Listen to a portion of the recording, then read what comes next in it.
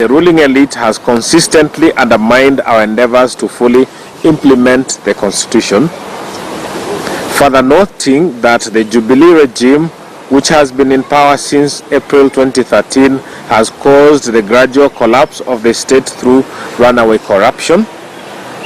Angered by the reversal of our democratic gains as characterized by disrespect for the Constitution, the rule of law, human rights, and lack of transparency and accountability, concerned by the blatant attempts at a centralization of power, aware that there is a concerted effort to introduce a constitutional amendment to benefit the ruling elite through the Building Bridges initiative, and further determined to protect the Constitution and to continue fighting for its complete implementation, hereby reiterate and demand that the Building Bridges initiative, which has revealed itself to be a scam, a waste of public resources, an attempt at mutilating the Constitution, be abandoned to give way to the full implementation of the letter and the spirit of the Constitution. The hallmark of devolution is equitable access to resources for equitable development across the country. Attempts by certain members of the Senate to perpetuate unequal development for political self-interest are an unacceptable negation of the spirit of the Constitution and must be strongly resisted by all Kenyans.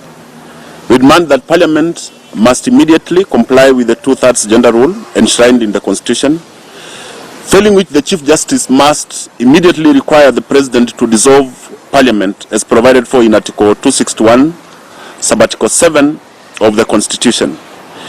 Indeed, 7 years ago, the Supreme Court set a deadline for Parliament to pass a law on women's representation in elected positions.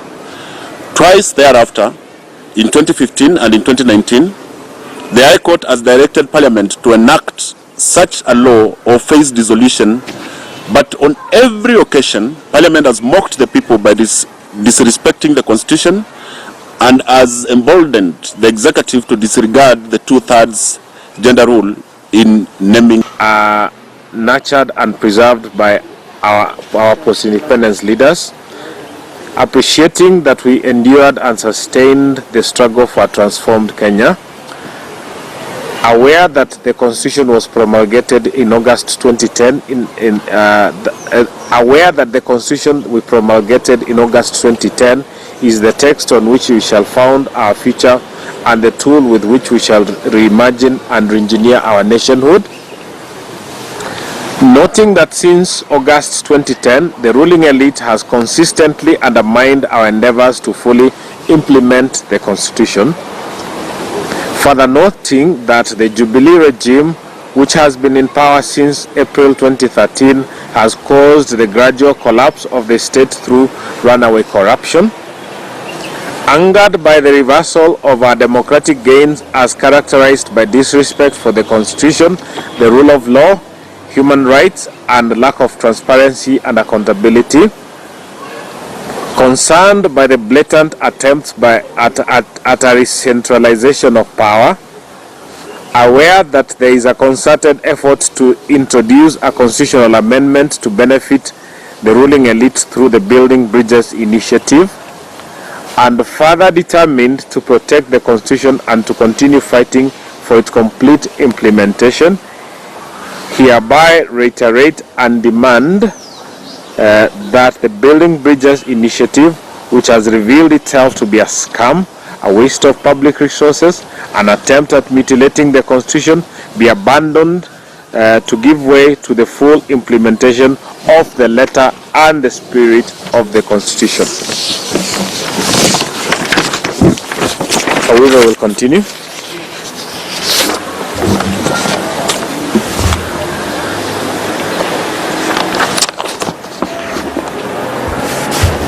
We demand that revenue sharing must be equitable across the country. The hallmark of devolution is equitable access to resources for equitable development across the country. Attempts by certain members of the Senate to perpetuate unequal development for political self-interest are an unacceptable negation of the spirit of the Constitution and must be strongly resisted by all Kenyans. We demand that Parliament must immediately comply with the 2/3 gender rule enshrined in the Constitution, failing which the Chief Justice must immediately require the President to dissolve Parliament as provided for in Article 261, Sub-Article 7 of the Constitution. Indeed, 7 years ago, the Supreme Court set a deadline for Parliament to pass a law on women's representation in elected positions. Twice thereafter, in 2015 and in 2019, the High Court has directed Parliament to enact such a law or face dissolution, but on every occasion, Parliament has mocked the people by disrespecting the Constitution and has emboldened the Executive to disregard the 2/3 gender rule in naming the Cabinet. We demand that the moratorium on evictions issued by the President on the 11th of May 2020 be respected. We strongly condemn the continued evictions and dispossession of vulnerable Kenyans, and in particular, the forced evictions in Kariobangi, Northern Ruai that took place between the 4th and 16th of May and left more than 7,000 families homeless. The demolitions of 300 Ongieki homes in the Mau Forest by the Kenya Forest Service on the 23rd of July 2020, which have rendered this vulnerable community homeless and led to inter-ethnic violence that has seen another 100 homes burned down in the last week. That the burning down of 28 homes belonging to the impoverished Sengwer community in Mbobut Forest in the Cherangani Hills by the Kenya Forest Service.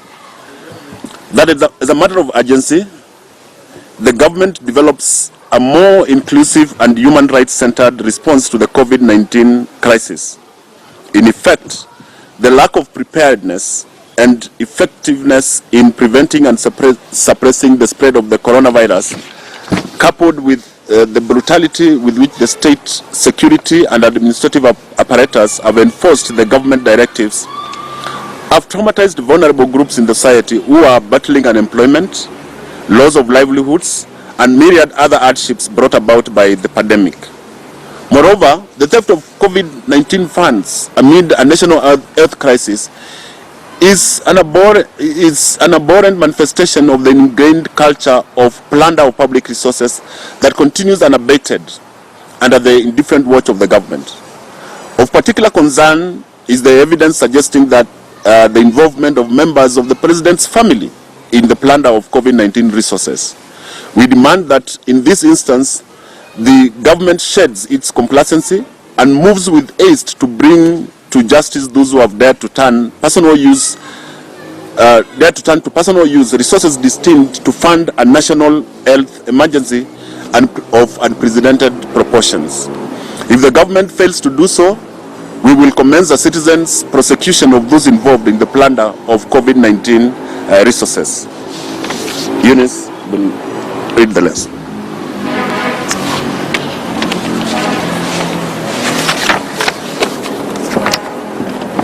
That the government put an immediate stop to the escalating cases of extrajudicial killings and police brutality that have been experienced in recent times. The unwarranted use of force by the police during peaceful demonstrations, on Sabasaba Day, and more recently the National County Assembly, is a clear indication that attempts at police reform are failing and that the government has declared war on citizens. And finally, we pledge to honor those who have endured great hardship or even paid the ultimate price in the quest for a just and democratic Kenya by vigorously resisting all attempts to bring unconstitutional and retrogressive amendments to our hard-won constitution, and by continuing the struggle to see it fully implemented. We also honor members of the medical fraternity who, under great odds, including insufficient official support, have continued to lead in the fight against the COVID-19 pandemic. Your struggles are not in vain, and your sacrifices remain in the grateful hearts of the people of this country.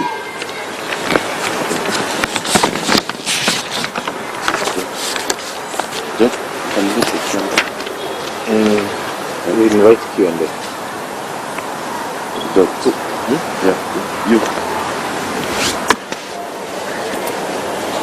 Thank you very much, Eunice. So that's our statement. We invite questions. We also invite suggestions. Media usually only asks questions. I think media has positions. Let's have a discussion.